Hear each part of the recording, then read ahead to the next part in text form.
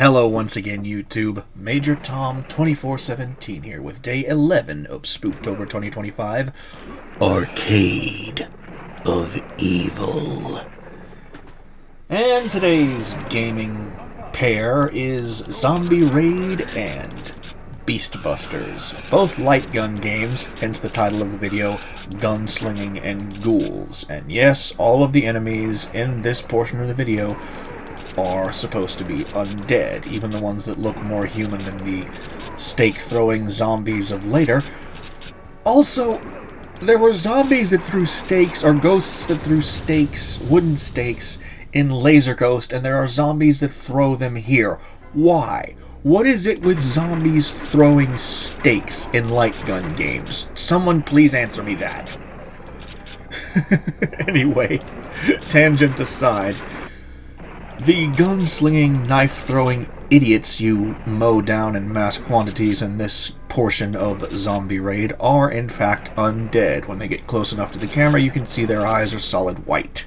So yeah, and the human characters are either cowering behind tombstones, popping up behind tombstones with their hands up, begging you not to blow them away, or running across the screen, basically hoping that you won't hit them. Because if you do, you lose health. Even though I have the unlimited energy cheat turned on, and fun fact about this particular game, the unlimited energy cheat is the only one you can equip that won't get you an instant game over after you enter your initials. So fun! Anyway, I basically had to chop a lot of footage out of this part of the video, because otherwise the entire thing would have been Zombie Raid, and I also wanted to showcase Beast Busters in this video. So what I ended up doing was basically a sort of greatest hits compilation of the first level of Zombie Raid. And yes, this is only the first level, or first stage, what have you. There is a part where you get to the tombstone of your character, who isn't even dead yet, and I purposefully didn't enter my initials at the point where you can enter your initials before the game starts, so the initials you see on the tombstone are those of the character. At least I think they are. Also, there were a lot of lightning flashes, which turned the entire screen white. Shades of Metamokester there. And as with Metamokester, I had to go back and meticulously cut out all of those lightning flashes, because it wasn't like the beginning of Haunted Castle, where there was just the one lightning flash when you approach the mausoleum, or the wall, or whatever that threw bricks at Simon Belmont. And I had to go back and cut all of them out, one at a time. So yeah, that was fun. Not really. But anyway, the set pieces that are focused on in this video are the bit where you go back and forth around the tombstone and then have to get rid of a guy with a cannon behind the tombstone, a brief portion of the chase through the trees where a bunch of werewolves attack you, blowing up an old abandoned hut in the middle of the cemetery after a bunch of idiots start popping out from there to throw knives and shoot at you, and finally encountering the titular zombies of the game's title, Zombie Raid. Again, throwing wooden stakes, and also trying to jab at you with wooden stakes for no frickin' reason. They're zombies, not vampires, what the hell.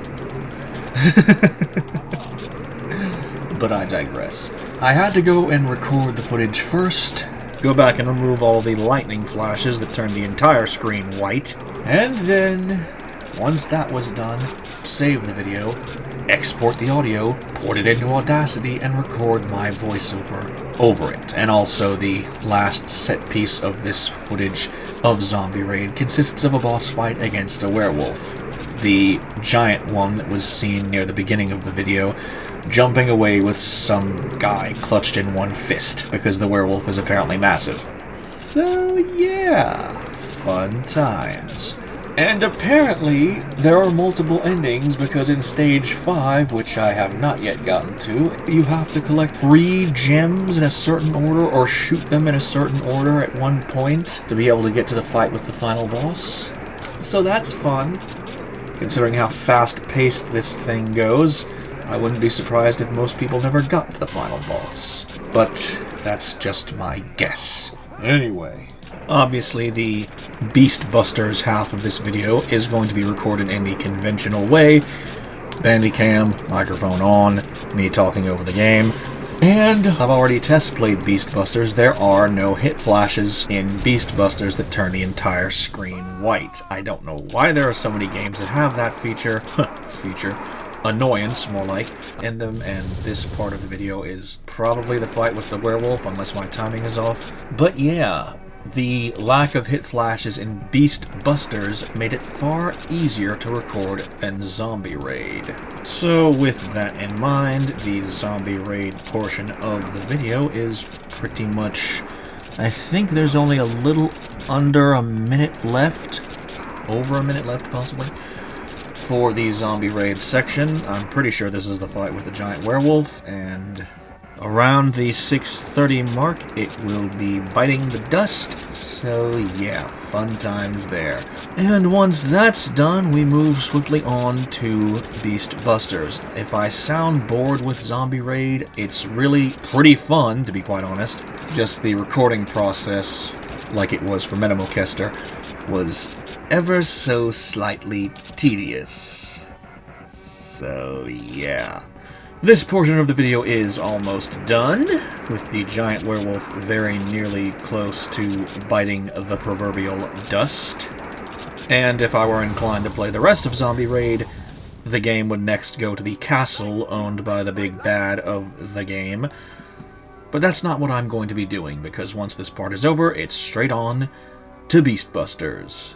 Once this guy finishes talking, for whatever reason.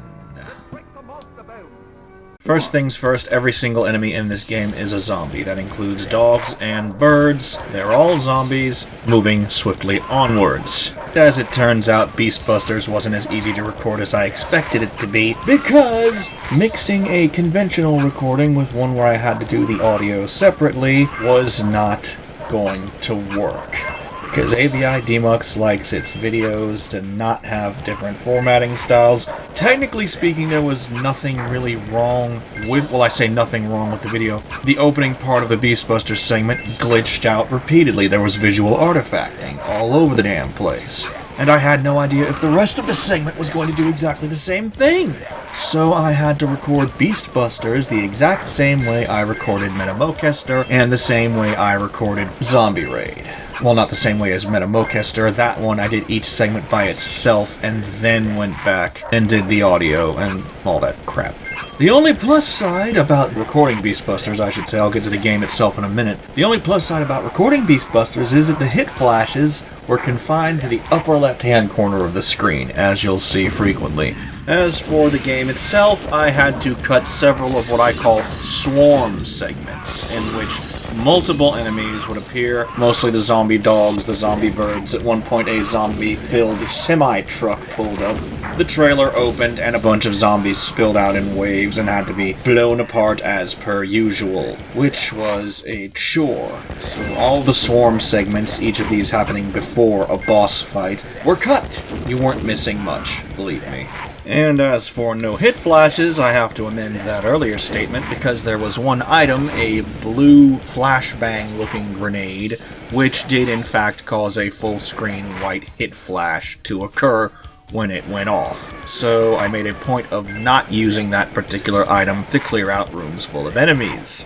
And in what should be standard procedure by now for this series, cheats have been turned on. In this case, infinite energy, infinite ammunition, infinite magazines, which basically means I can full auto everything on the screen without having to worry about running out of ammo, which is a massive, massive plus. Unlike in Zombie Raid, where you had to shoot items to gain full auto or whatever, you can basically just full auto in this, but you run the risk of running out of ammunition, because you start out with, I think, 19 magazines full of ammo, and quickly run dry if you're full autoing all the time. However, there are multiple opportunities to pick up ammo refills over the course of the game, and in the level with the elevator going up, shooting those blue lights on the walls will supply you with more ammo, except you have to shoot the ammo to collect it, to get more magazines.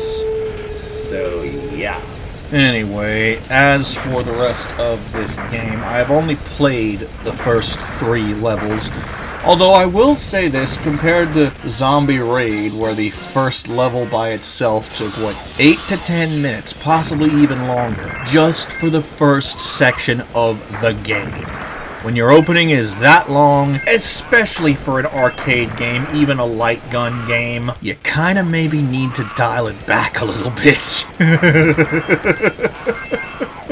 Anyway, I think the sections of Beast Busters that I have played through average about 3 to 4 minutes tops, counting the swarm segments that I cut from the video. So there's that. And the fact that there aren't any human characters in Beast Busters that you run the risk of... Well, in the sections that I've played so far, there are no human characters that you run the risk of accidentally shooting and losing health for accidentally shooting, like in Zombie Raid, where there were farmers or whoever those guys were that would run out from behind tombstones or pop up from behind tombstones, running across your field of vision, and occasionally there'd be some woman hiding behind a tombstone, and if you blew the tombstone up and fired one extra shot too many, you'd hit her, lose health. A lot of light gun games do have that, where there are civilians or whoever that you have to avoid shooting, but if you're too quick on the draw, sometimes you can't help it, you shoot one of them and you lose health and or points. So there's that. But I don't think Beast Busters has that mechanic in it, or at least as far as I've seen so far.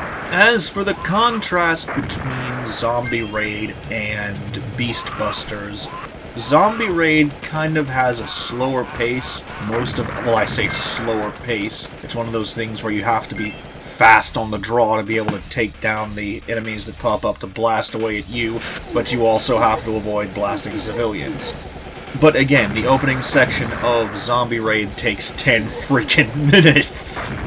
Whereas Beast Busters, each segment is slightly faster paced than that. You start out in the subway in the first segment, and then you go up an elevator to the surface levels of the city in the second segment. You're in the city in the third segment. I don't know what happens after the third segment because I haven't played that far yet. But pacing-wise, Beast Busters, I think, has one up over on Zombie Raid. So that's how I feel about that.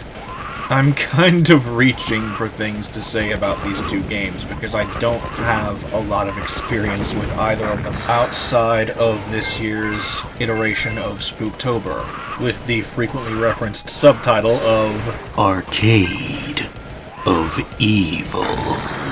So I don't have a lot of experience with either Zombie Raid or Beast Busters. I do intend to beat both of them on my own time, but I don't know. They're not bad in any objective sense. They each have their strengths and weaknesses. It's just one of those things. Really, the most that I can say about this game, well, both of these games, is that recording for them turned out to be really more difficult than I expected, because I knew I was going to have to go back and cut out all the lightning flashes in Zombie Raid, and there were a lot of lightning flashes in Zombie Raid. I was hoping I wouldn't have to go back and do the same thing for Beast Busters, and as far as the full screen hit flashes went, there weren't any, but I've talked about that enough already. That'll be it for this video. Thank you all so very much for liking, watching, commenting, and subscribing. I hope you've been enjoying SpoopTober 2025 Arcade of Evil thus far, and I hope you continue to enjoy the remaining installments that have yet to be uploaded. This is Major Tom 2417, realizing that there's still a massive gap between me saying this part and the actual end of the video. Anyway, this is Major Tom 2417, signing out.